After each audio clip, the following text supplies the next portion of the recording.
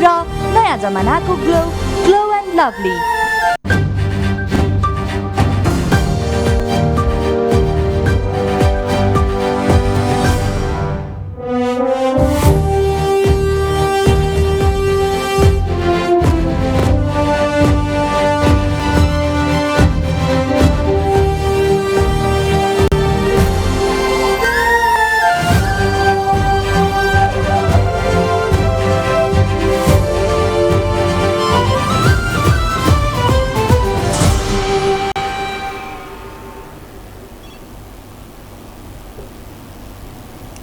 नमस्कार, इमेज न्यूजमा स्वागत छ। सुरुमा हेडलाइन्स। स्थानीय तह निर्वाचनको मनोनयनको पहिलो दिन निकै कम उम्मेदवारी दर्ता। कांग्रेसलाई महानगरमा उम्मेदवार तोक्न सकस, गठबन्धन कतै भत्किँदै कतै जोडिँदै। विगतको कमी कमजोरी प्रति क्षमा माग्दै कांग्रेसले ल्याए 88 पन्ने संकल्प पत्र। ओलीको उन्मादी महत्वाकांक्षा घातक रहेको निष्कर्ष, भ्युटाउर नबनाउने, आफन्तलाई जागिर नखुवाउने।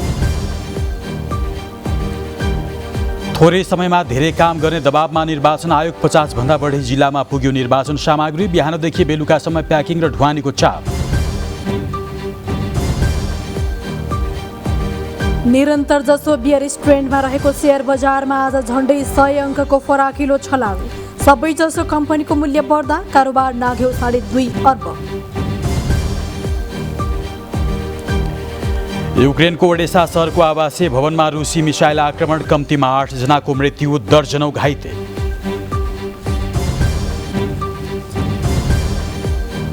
र विक्रम लामा खेलाडी सङ्घको अध्यक्षमा निर्विरोध चयन, खेलाडीको हितमा काम गर्ने प्रतिबद्धता।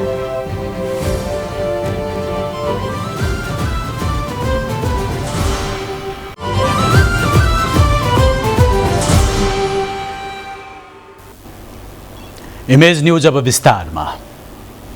स्थानीय तहको निर्वाचनका लागि उम्मेदवारको मनोनयन दर्ताको पहिलो दिन सबैजसो स्थानीय तहका लागि निकै कम उम्मेदवारी परेको छ। प्रमुख राजनीतिक दलहरूका संयन्त्रहरूले उम्मेदवारको टुङ्गो लगाउन नसक्दा निकै कम मनोनयन परेको हो। स्वतन्त्र उम्मेदवारहरूले भने मनोनयन दर्ता गराएका छन्। सत्तारूढ घटकका 5 दलले चुनावी तालमेल गर्ने बताए पनि आज पनि अधिकांश जिल्लामा साझा उम्मेदवार खडा गर्न सकेनन्। दिनभर जसो नेताहरू छलफलमा व्यस्त देखिएका थिए। प्रमुख र उपप्रमुखमै सहमति जुटाउन नसकेका सत्तारूढ दलका नेताहरूलाई वडा तहसम्मको भागबण्डा मिलाउन चुनौती थपिएको छ। उता प्रमुख प्रतिपक्ष नेकपा एमाले तर्फबाट पनि निकै कम स्थानीय तहमा उम्मेदवार मनोनयन गरिएको छ। एमाले भित्र पनि कतिपय ठाउँमा उम्मेदवार टुङ्ग्याउन समस्या देखिएको छ। उम्मेदवार मनोनयन गर्नुपर्ने दिन एमालेका विभिन्न कमिटीहरू नाम टुङ्ग्याउनमै व्यस्त देखिएका छन्। एमालेले आज अधिकांश स्थानीय तहका उम्मेदवारको टुङ्गो लगाएको छ।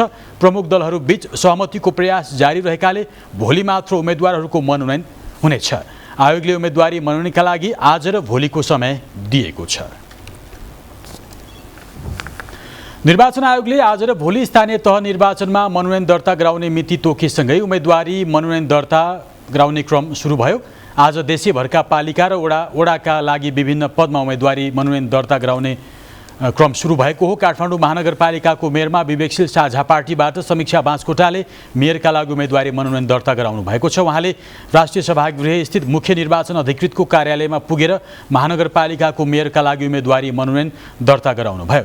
मनोनयन दर्ता गर्दै उहाँले काठमाडौँ महानगर वैकल्पिक राजनीतिक केन्द्र हुनेमा आफू विश्वस्त रहेको बताउनु भयो। विवेकशील साझा पार्टीले यसपालि काठमाडौँ महानगर आफै पनि राजनीतिको केन्द्र हो। काठमाडौँ महानगरवासीले परिवर्तन चाहनु भएको छ।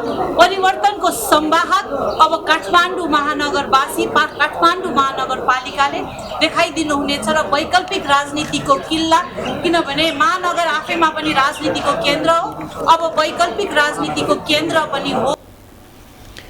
त्यस्तै आज नै र्यापर बालेन शाहले पनि काठमाडौँको मेयरका लागि स्वतन्त्र उम्मेदवारी मनोनयन दर्ता गराउनु भयो। उहाँले राजनीतिक पार्टीको पृष्ठभूमिबाट आउँदा पार्टी कार्यकर्ता र व्यापारीको चित्त बुझाउनु पर्ने, तर स्वतन्त्र उम्मेदवारी दिँदा सबै क्षेत्रमा विकास आफ्नो किसिमबाट गर्न सकिने भएकाले स्वतन्त्र ढङ्गले उम्मेदवारी मनोनयन दर्ता गराएको बताउनु भयो। उहाँले राम्रो काम गरे पनि विरोधी पार्टी भएकाले विरोध नै भइरहेको भन्दै त्यसलाई तोड्न आफ्नो उम्मेदवारी रहेको बताउनु भयो।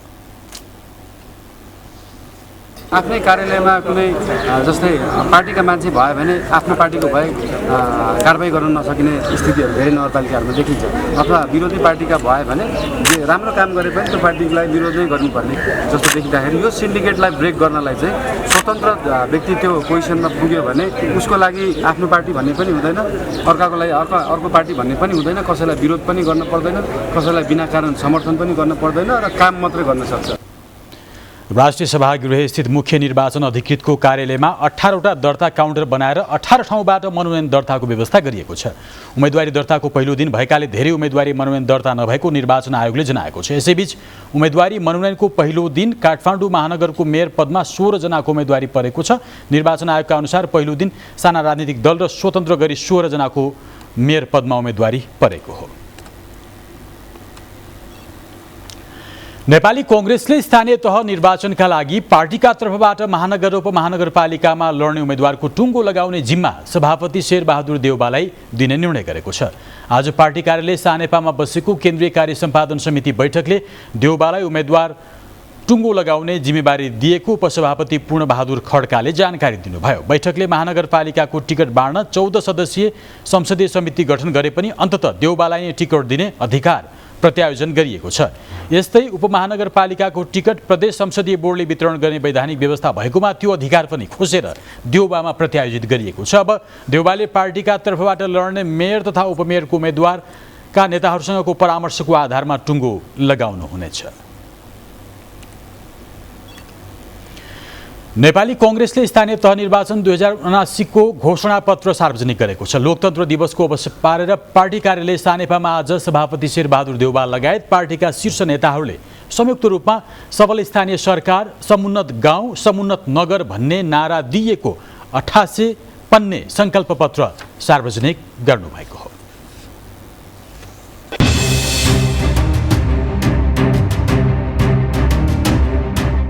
महामन्त्री गगन थापा नेतृत्वको घोषणापत्र तयारी समितिले तयार पारेको नेपाली कांग्रेसको संकल्प स्थानीय तह निर्वाचन 2079 मा 2074 को निर्वाचन पछिको 5 वर्ष प्रदेश र केन्द्रमा नेकपाको सरकार, नेकपा सरकारको अधिनायकवाद र सर्वसत्तावाद, प्रतिनिधि सभा विघटन, लोकतान्त्रिक गणतन्त्र र संविधान असफल बनाउने षड्यन्त्र तथा प्रतिपक्षमा कांग्रेसले निभाएको भूमिका, राष्ट्रिय संकटको बेला कांग्रेसले खेलेको भूमिका, आगामी 10 वर्षमा समुन्नत नेपालको राष्ट्रिय संकल्प र मार्गचित्र प्रस्तुत गरेको छ।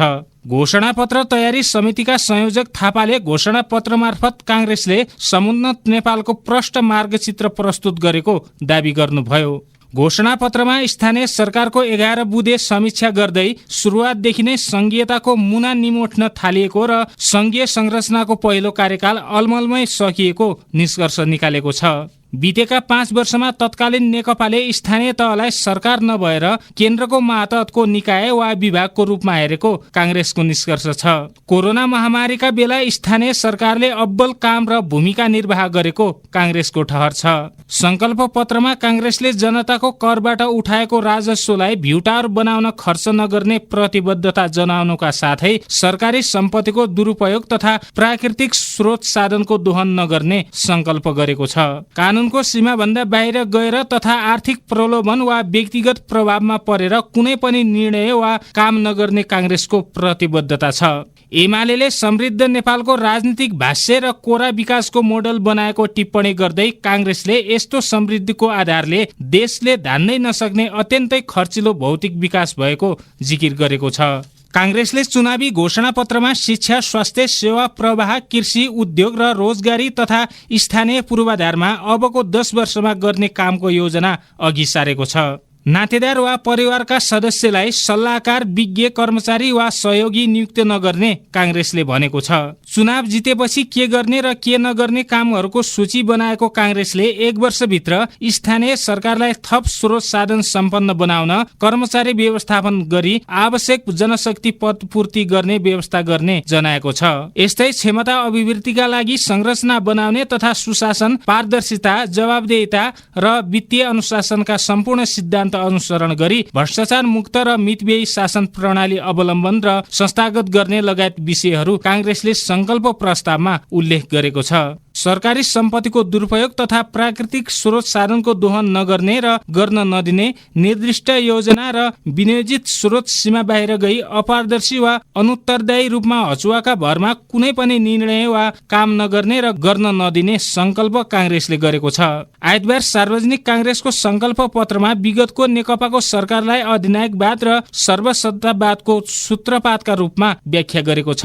यस्तै कांग्रेसले प्रमुख प्रतिपक्ष नेकपा एमाले सर्वोच्च अदालतको आदेशबाट जन्मिएको पार्टी रहेको टिप्पणी गरेको छ। कांग्रेसले एमसीसी पास हुनलाई देउबा सरकारको सफलताको रूपमा चित्रण गर्नुका साथै नेपालको नयाँ नक्साबारे प्रधानमन्त्रीले भारतसँग स्पष्ट अडान लिएको जनाएको छ। कांग्रेसले विगतमा सरकारको नेतृत्व गर्दा होस् या प्रतिपक्षको भूमिकामा जानी नजानी भएका त्रुटि र कमी कमजोरी प्रति जनतासँग क्षमा मागेको छ। विगतका गल्तीबाट शिक्षा लिएर तिनलाई दोहोरिन नदिने प्रतिबद्धता कांग्रेसले गरेको छ। इमेज न्यूजका लागि अक्कल कुँवर, काठमाडौँ। यसै गरी स्थानीय तह निर्वाचनका लागि जनता समाजवादी पार्टी नेपालले पनि घोषणापत्र सार्वजनिक गरेको छ। घोषणापत्र पार्टी अध्यक्षद्वय डाक्टर बाबुराम भट्टराई र उपेन्द्र यादव, वरिष्ठ नेता अशोक राई, नेताहरू महेन्द्र राय यादव, राजेन्द्र श्रेष्ठ, हिसिला यमी, प्रकाश अधिकारी र दुर्गा सोभले संयुक्त रूपमा गर्नुभयो। घोषणापत्र सार्वजनिक कार्यक्रममा जसपाका संघीय परिषद अध्यक्ष डाक्टर भट्टराईले स्थानीय तह निर्वाचन मार्फत लोकतन्त्रलाई सही अर्थमा जनताको घर दैलोमा पुर्याउनु आफ्नो पार्टीको मुख्य ध्येय भएको बताउनुभयो। स्थानीय तहलाई टोल टोलसम्म जनताको सहभागितामा सञ्चालन गर्ने उहाँको भनाइ छ।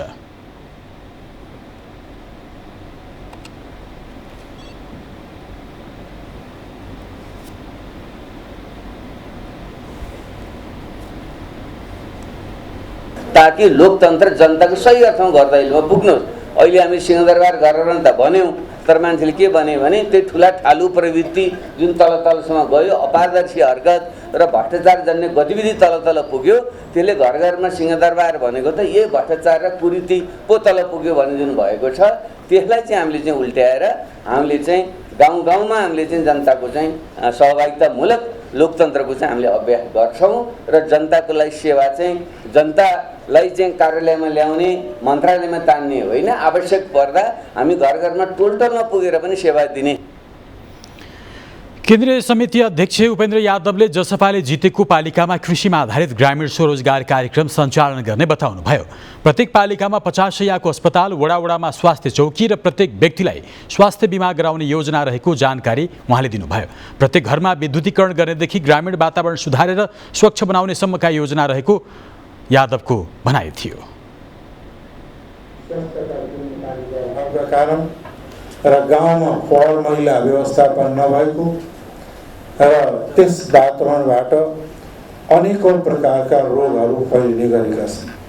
यसलाई ग्रामीण वातावरणलाई सुधारेर त्यसलाई चाहिँ के छ भन्दाखेरि त्यहाँ सरसफाइको चेतना जगाएर स्वास्थ्यको क्षेत्रलाई र सामाजिक क्षेत्रलाई निकै सुधार गर्न सकिन्छ। जसपाले सुशासन र पारदर्शितालाई स्थानीय तहमा स्थापित गराउन पार्टीको ध्यान जाने बताएको छ। स्थानीय तहको सेवा अझ प्रभावकारी बनाउँदै यातायातको सुविधा नभएका ठाउँमा घर घरमा टोली पठाएर सेवा पुर्याउने घोषणापत्रमा उल्लेख छ। विकास निर्माणको काममा प्रदेश सरकार र केन्द्र सरकारसँग समन्वय गरेर मात्र गरिने जसपाले उल्लेख गरेको छ। करको दायरालाई बढाएर करको दर घटाउने जसपाको घोषणापत्रमा लेखिएको छ। त्यसै गरी जसपाको घोषणापत्रमा पालिकाको वरिपरि चक्रपथ निर्माण, पालिका र वडा जोड्ने सडक निर्माण गर्ने उल्लेख गरिएको छ।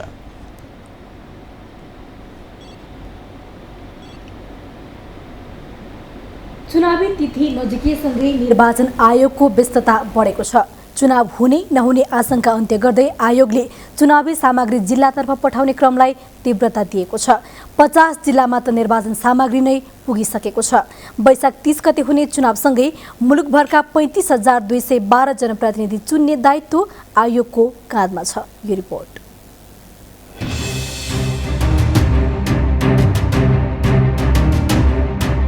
राजनैतिक वृत्तमा महिनौसम्म चुनाव हुने नहुने विषयमा माथापच्ची चलिरहँदा अन्योलमा रहेको निर्वाचन आयोगले छोटो समयमा तयारी गर्नुपर्ने भएपछि उसलाई असारे महिना झै भ्याइ नभ्याइ छ। प्रमुख निर्वाचन आयुक्तदेखि निर्वाचन आयोगका कर्मचारी दिनरात नभनी चुनावी तयारीमा छन्। यो व्यस्तता केन्द्र क्षेत्र जिल्ला हुँदै तल्लो तहसम्म देखिएको छ। आयोग हाताभित्रको वातावरणले तयारी युद्ध स्तरमा रहेको अनुभव गर्न सकिन्छ। दुर्गम क्षेत्रमा सेनाको हेलिकप्टर र सुगममा सड़क मार्गबाटै निर्वाचन सामग्री ढुवानी गरिँदैछ। यस पटकको चुनावमा दात्री निकाय र छिमेकी मुलुकबाट सहयोग सामग्री नजुटेपछि सरकारकै आन्तरिक स्रोतबाट चुनाव सम्पन्न गर्दैछ। आयोग अनुसार यस पटक चुनावी प्रयोजनको लागि एउटा पनि सवारी साधन खरिद भएको छैन। भएका सामग्री चुस्त दुरुस्त बनाई काम चलाउने नीति अनुसार आयोग चुनावी तयारीमा होमिएको छ।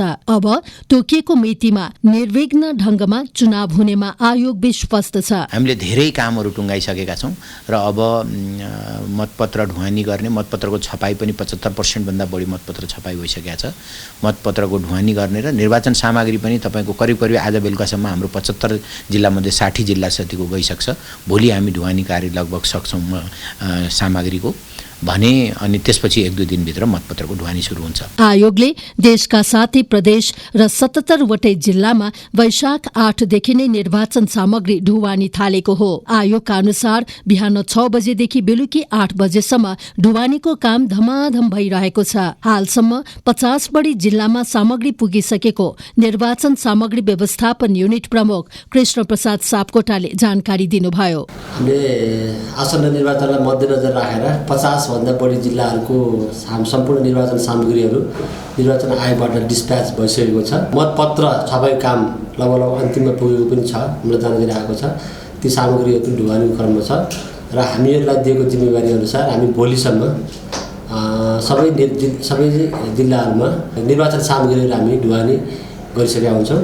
निर्वाचन आयोगले चुनावको मुखमा आफ्नो माथत रहेका कर्मचारी अपुग भएपछि 140 सरकारी कर्मचारी थप गरी चुनावमा अर्जुन दृष्टि दिइरहेको छ। निर्वाचन सामग्री ढुवानीका लागि 170 वटा ठूला मालवाहक गाडी प्रयोगमा ल्याइएको छ। निर्वाचन सामग्री निगरानीमा सशस्त्र प्रहरीको टोली खटिएको छ भने सामान लोड गाडी सुरक्षा जिम्मा पनि सशस्त्र प्रहरीलाई नै दिइएको छ। आयोगको तयारी र उम्मेद्वारहरूको मनोनयन नै हुन थालिसकेपछि वैशाख 30 पछि स्थानीयले नयाँ नेतृत्व पाउने निश्चित भएको छ। इमेज न्यूजका लागि क्यामेरा पर्सन भरत केसीका साथमा ग्रीष्मा राज भण्डारी। नेकपा एमाले 6 महानगरपालिका र भक्तपुरका 4 नगरपालिकामा उम्मेदवारी परेका उम्मेद्वारहरूको मात्रै चुनाव चिन्ह छपाउने निर्वाचन आयोगको निर्णय गठबन्धनका दलहरूलाई फाइदा पुग्ने आशयबाट प्रेरित भएको भन्दै ध्यानकर्षण भएको जनाएको छ। एमाले कार्यालय सचिव भीष्म अधिकारीले आयोगलाई पत्र लेख्दै निर्वाचन सुरु भइसकेपछि नियम परिवर्तन गर्न नहुने स्मरण गराउनु भएको हो। समाचारमा आएका विवरण साँचो भए अन्य पालिकाहरूको भन्दा भिन्न भिन्न प्रकृतिको मतपत्र सरासर गठबन्धनका दलहरूलाई मात्रै फाइदा पुग्ने आशय प्रेरित रहेको एमालेको पत्रमा उल्लेख गरेको छ। एमालेले मतपत्रको डिजाइन परिवर्तन गर्ने जस्तो कामहरू निर्वाचन आयोगबाट हुने छैन भन्ने कुरामा विश्वस्त रहेको पनि बताएको छ। आयोगले शनिबार आयोजना गरेको पत्रकार सम्मेलनमा प्रमुख निर्वाचन आयुक्त दिनेश थपलियाले 6 वटा महानगरपालिका र भक्तपुरका 4 वटा नगरपालिकामा उम्मेदवारी परेको उम्मेद्वारहरूको मात्रै चुनाव चिन्ह राखेर मतपत्र छाप्ने तयारीबारे आयोगको निर्णय भएको जानकारी गराउनु भएको थियो। एमालेले आयोगको तयारी र गठबन्धन शीर्ष नेताहरूको अभिव्यक्ति मिल्दोजुल्दो भएको एमालेको आरोप छ। सैनिक मुख्यालय जंगी अड्डामा चारै सुरक्षा निकायका प्रमुखहरूबीच आगामी चुनावी सुरक्षाबारे छलफल भएको छ। प्रधान सेनापति प्रभुराम शर्मा, नेपाल प्रहरी महानिरीक्षक शैलेन्द्र थापा छेत्री, सशस्त्र प्रहरी बल महानिरीक्षक पुष्पराम केसी र राष्ट्रिय अनुसन्धान विभाग प्रमुख यदुलाल खरेलबीच छलफल भएको हो। स्थानीय तह चुनाव स्वच्छ, निष्पक्ष, विश्वसनीय एवं भयरहित वातावरणमा सम्पन्न गर्न नेपाल सरकारबाट सुरक्षा निकायलाई प्राप्त जिम्मेवारी आपसी समन्वय र सहकार्यका साथ प्रभावकारी रूपमा कार्यान्वयन गर्ने विषयमा छलफल केन्द्रित रहेको सैनिक मुख्यालयले जनाएको छ। आज 16औं लोकतन्त्र दिवस। न सरकार छ न राजनीतिक दल कसैले पनि यो दिनको स्मरण गर्ने जाँगर देखाएनन्। 2062-63 सालमा राजा ज्ञानेन्द्रको प्रत्यक्ष शासन विरुद्ध भएको जनआन्दोलनले सफलता प्राप्त गरेसँगै वैशाख 11 गतेलाई लोकतन्त्र दिवसको रूपमा मनाउने गरिन्छ। सोही आन्दोलनपछि पुनर्स्थापित संसदले तत्कालीन अवस्थामा राजामा रहेका सम्पूर्ण अधिकार कटौती गरेको थियो भने 10 वर्षदेखि देशमा हिंसा मच्चाइरहेको माओवादीलाई शान्ति प्रक्रियामा ल्याएको थियो। माओवादीलाई पुनर्स्थापित संसदमा मनोनित गरिएको थियो भने सोही संसदले संविधान सभाको चुनावपछि मुलुकलाई गणतन्त्रमा लैजाने प्रस्ताव पारित गरेको थियो, जस अनुसार 2064 सालमा भएको संविधान सभाको चुनावपछि मुलुक गणतान्त्रिक प्रणालीमा प्रवेश गरेको थियो। तर लोकतन्त्र स्थापना भएको 16 वर्ष पुग्दा पनि मुलुकमा लोकतन्त्र भन्ने संस्थागत हुन सकेको छैन। संवैधानिक अङ्गहरू, आयोग तथा विभिन्न सङ्घ संस्थाहरूमा चरम दलीयकरण हुँदा लोकतान्त्रिक प्रणालीको सट्टा दलीय तन्त्र हावी हुँदै गएको महसुस गरिएको छ।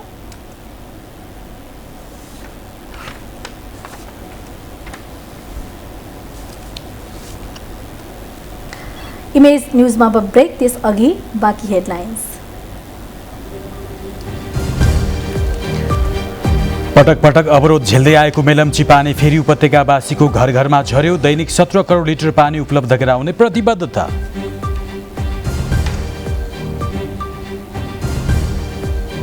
शल्य चिकित्सा सम्बन्धी स्वास्थ्य उद्योग स्थापनामा सहयोग गर्न सरकारद्वारा WHO समक्ष प्रस्ताव। कोभिड परीक्षण र निःशुल्क खोप अभियानको प्रशंसा। र चरणबद्ध विरोधमा उत्रिएका निर्माण व्यवसायीले देशभर गरे निर्माण कार्य ठप्प। मूल्य वृद्धि अनुसार ठेक्काको लागत समायोजन गर्न माग।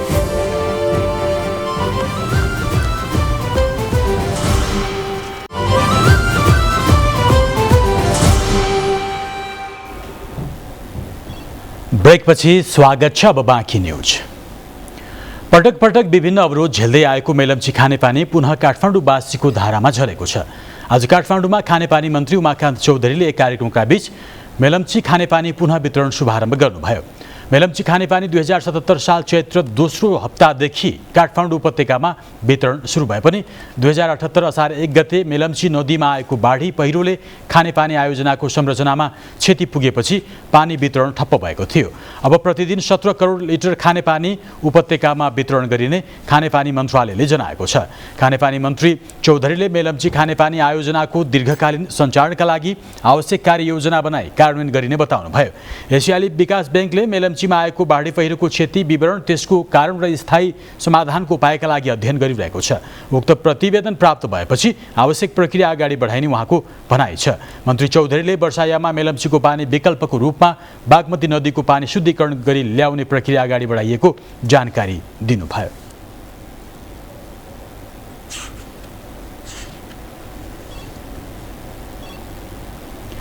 सरकारले पानी वितरण गरेर प्रमुख प्रतिपक्षी दल नेकपा एमालेका अध्यक्ष केपी ओलीलाई जवाब दिएको उल्लेख गर्नुभयो। उहाँले खानेपानीको नाममा राजनीति नगर्न प्रतिपक्षी दललाई आग्रह समेत गर्नुभयो।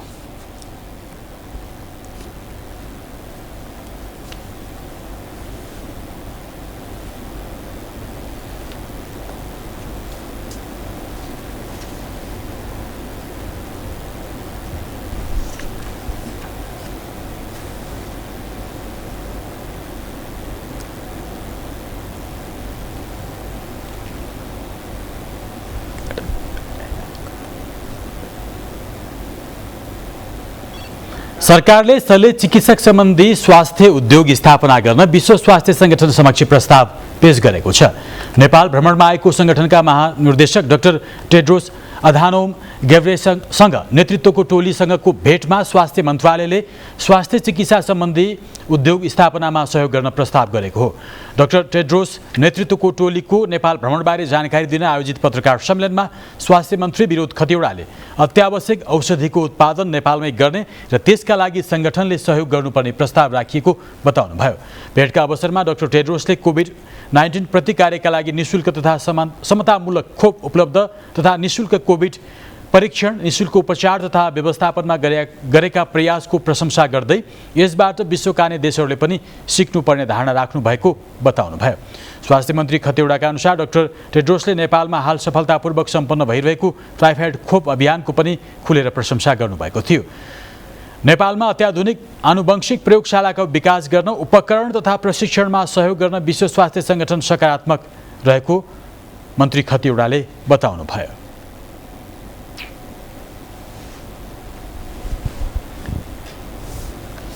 डाक्टर टेड्रोसले नेपालमा हाल सफलतापूर्वक सञ्चालन भइरहेको टाइफाइड खोप अभियानको प्रशंसा गर्नुभयो र जिल्ला अनुसारको उपलब्धिमा समेत चासो राख्नु भएको थियो। उहाँले राष्ट्रिय जनस्वास्थ्य प्रयोगशालामा गहिरो चासो लिनुका साथै अत्याधुनिक आनुवंशिक प्रयोगशालाको विकास गर्न उपकरण तथा प्रशिक्षणका सहयोग गर्ने इच्छा समेत जाहेर गर्नुभएको कुरा जानकारी गराउन चाहन्छु।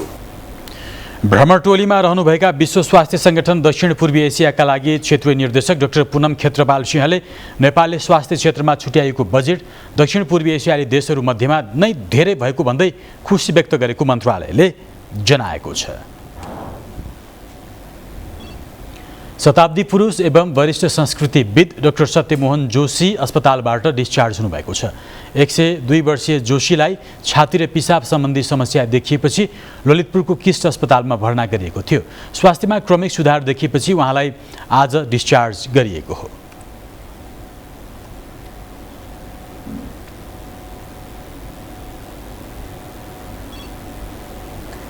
भक्तपुरमा स्थानीय उत्पादनलाई प्रवर्धन गर्ने उद्देश्यले हाट बजार सञ्चालन गरिएको छ।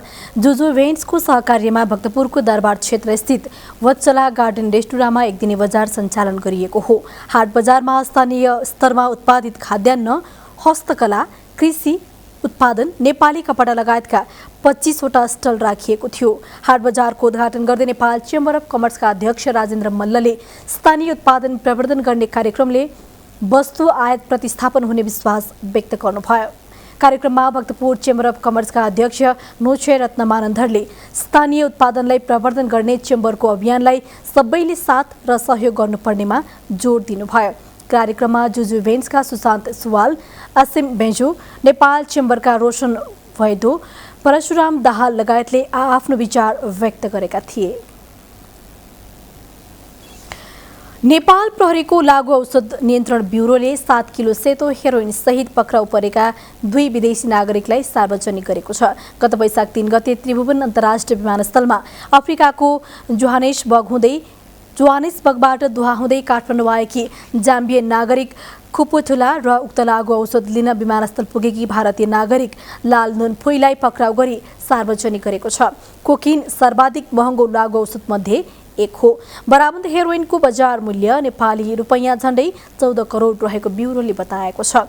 लागु औषध कारोबारमा संलग्न दुवै महिलालाई लागु औषध नियन्त्रण ऐन बमोजिम कारबाही हुने प्रहरीले जनाएको छ।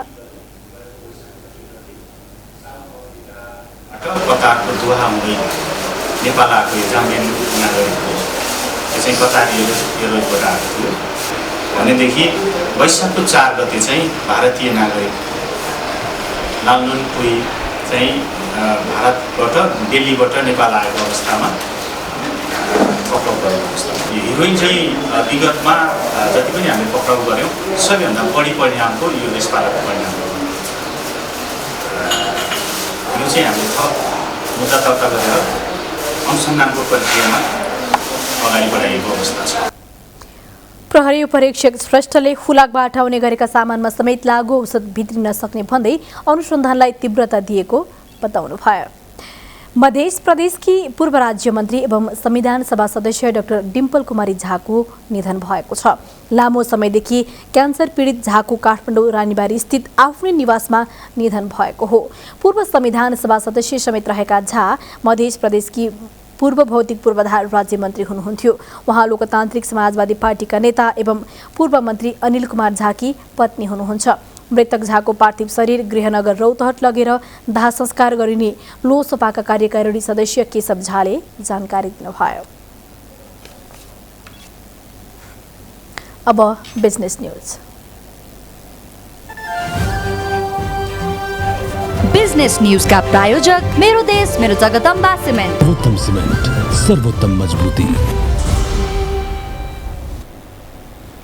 निरन्तर जसो बियरिस ट्रेन्डमा रहेको शेयर बजारमा आज 100 अङ्क बराबरको फराकिलो छलाङ आयो। उतार चढाव बीच बजार परिसूचक नेप्से 95 अङ्कले उकालो लागेर 2420 पुग्यो। सबै समूहमा हरियाली छाउँदा कारोबार बढेर 2.5 अर्ब नाग्यो। दुवै बिमा समूहमा उच्च 400 अङ्क माथिको वृद्धि आयो। विकास बैंक समूह 250 अङ्कले बढ्यो। जलविद्युत र लघुविद्युत समूहमा पनि 200 अङ्क हाराहारीको वृद्धि आयो। अरू पनि अधिकांश समूह 2 अङ्कले बढे।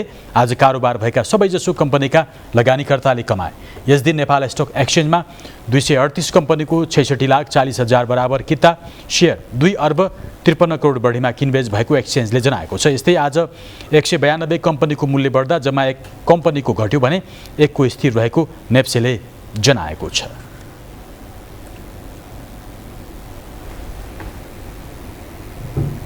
निर्माण व्यवसायीहरूले आजदेखि निर्माण परियोजनामा काम रोकेका छन्।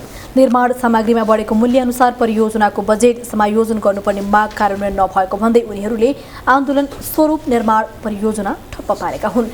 निर्माण व्यवसायी महासङ्घको नेतृत्वमा व्यवसायीहरूले कन्स्ट्रक्सन होलिडेको नाममा आजबाट निर्माण परियोजना ठप्प पारेका हुन्। मूल्य वृद्धि सम्बोधन, बीमा निर्देशिका खारेजी र सार्वजनिक खरिद नियमावलीमा भएको त्रुटि सच्याउनु पर्ने माग गर्दै व्यवसायीहरू आन्दोलित भएका हुन्। महासङ्घको नेतृत्वमा उनीहरूले बीमा समिति र सार्वजनिक खरिद अनुगमन कार्यालयमा धरना दिएका छन्। मूल्य वृद्धि स्थिर नभएसम्म वा सरकारले मूल्य वृद्धि अनुसार लागत समायोजन नगरेसम्म काम ठप्प पार्ने निर्माण व्यवसायीको भनाइ छ।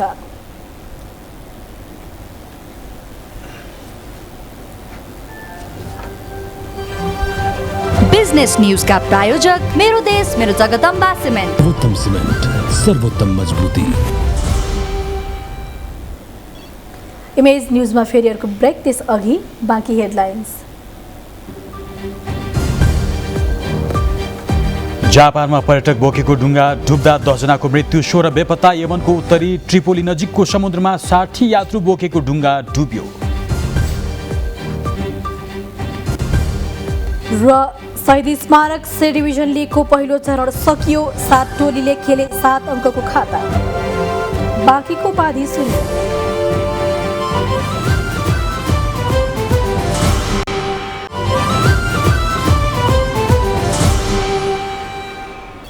अब स्पोर्ट्स न्यूज।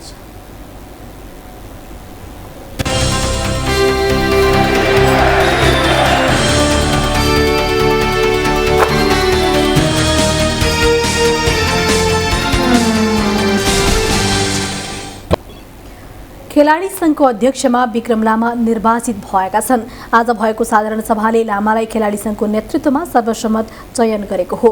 लामाको नेतृत्वमा खेलाडी सङ्घको नयाँ कार्य समिति निर्विरोध चयन भएको छ। उपाध्यक्षमा विकेश कुथु, सुजल श्रेष्ठ र विराज महर्जन निर्विरोध रहे। सदस्यहरूमा रञ्जित धिमाल, अनन्त तामाङ, विशाल राई, विमल घरती मगर, सरोज दाहाल, रोहित चन्द र विशाल श्रेष्ठ निर्वाचित भए। एन्फा अध्यक्ष कर्मा छिरिङ शेर्पाले नयाँ कार्य समितिलाई स्वागत तथा शुभकामना दिएका थिए। अध्यक्षमा निर्वाचित लामाले खेलाडीको हक अधिकार स्थापित गर्न सङ्घले सबैसँग मिलेर काम गर्ने बताए। राष्ट्रिय फुटबल टिमका खेलाडी विक्रमले 3 स्टार मार्फत घरेलु फुटबल खेल्दै आएका छन्। उनले कप्तानीमा नेपालले 13औं दक्षिण एसियाली खेलकुद सागमा स्वर्ण जितेको थियो। अन्तर्राष्ट्रिय फुटबलमा नेपालले पछिल्लो दशकमा प्राप्त गरेको सफलतामा विक्रमको महत्त्वपूर्ण भूमिका रहेको छ।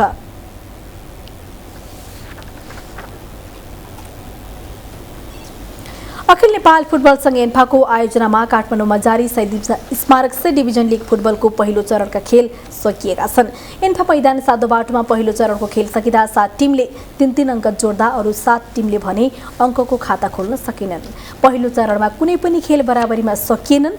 मनोहरा स्पोर्ट्स क्लब पहिलो स्थानमा रहँदा Sanepa club, Raniwar club, Jhapa football club, Mahavir club, RC 32 football academy र प्लानिङ बोइजले समान 3-3 अङ्क जोडे पनि क्रमशः दोस्रोदेखि 7औं स्थानसम्म रहेका छन्। से डिभिजन लिगको विजेता र उपविजेताले बे डिभिजनसँग उक्लनेछन् भने पुछारका 2 टिम से डिभिजनमा छनौटमा घटुवा हुनेछन्।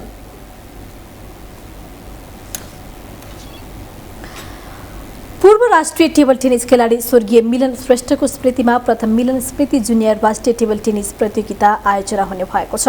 स्पेन इभेन्ट्स प्रालीले आज पत्रकार सम्मेलन गर्दै पूर्व राष्ट्रिय टेबल टेनिस खेलाडी स्वर्गीय मिलन श्रेष्ठको सम्झनामा जेठ 7 देखि 9 गतिसम्म प्रतियोगिता सञ्चालन गर्ने जनाएको हो। प्रतियोगितामा 3 दिनसम्म लैनचौरस्थित टेबल टेनिस प्रशिक्षण केन्द्रमा हुनेछ। अखिल नेपाल टेबल टेनिस सङ्घका अध्यक्ष चतुरानन्द राज वैद्यले प्रतियोगिता ट्यालेन्ट हन्ट नै रहेको जानकारी गराए। जुनियर खेलाडीले राष्ट्रिय टोलीमा आओस् भन्ने लक्ष्य रहेको सङ्घका अध्यक्ष वैद्यको भनाइ छ। प्रतियोगितामा 3 विभागीय टोली नेपाल प्रहरी, त्रिभुवन आर्मी र सशस्त्र प्रहरी बल सहित देशभरका विभिन्न जिल्ला तथा क्लबका खेलाडीहरूको सहभागिता रहनेछ। प्रतियोगितामा 350 भन्दा बढी खेलाडीको सहभागिता रहने अनुमान गरिएको छ।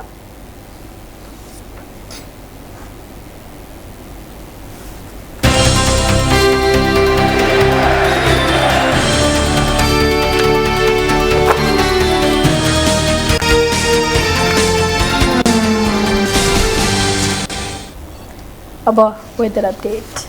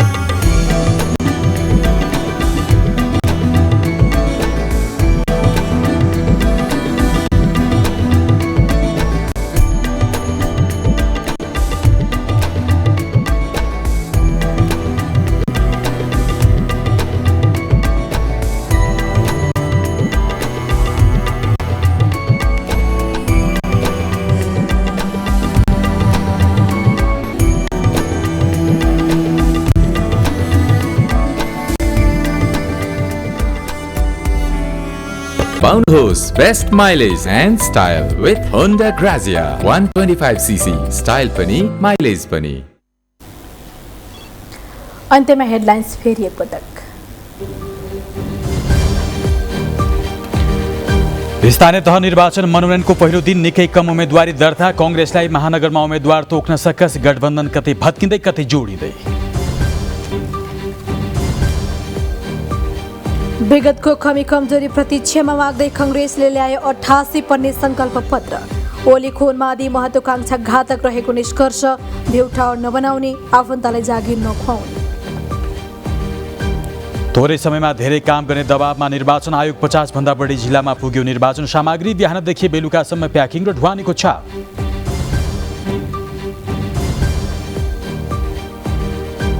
निरन्तर जसो बियर स्ट्रेन्डमा रहेको शेयर बजारमा आज झण्डै 100 अङ्कको फराकिलो छलाङ। सबै जसो कम्पनीको मूल्य बढ्दा कारोबार नाग्यो 2.5 अर्ब।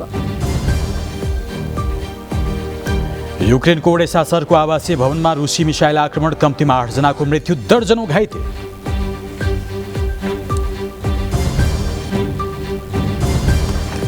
र विक्रम लामा खेलाडी सङ्घको अध्यक्षमा निर्विरोध चयन, खेलाडीको हितमा काम गर्ने प्रतिबद्धता।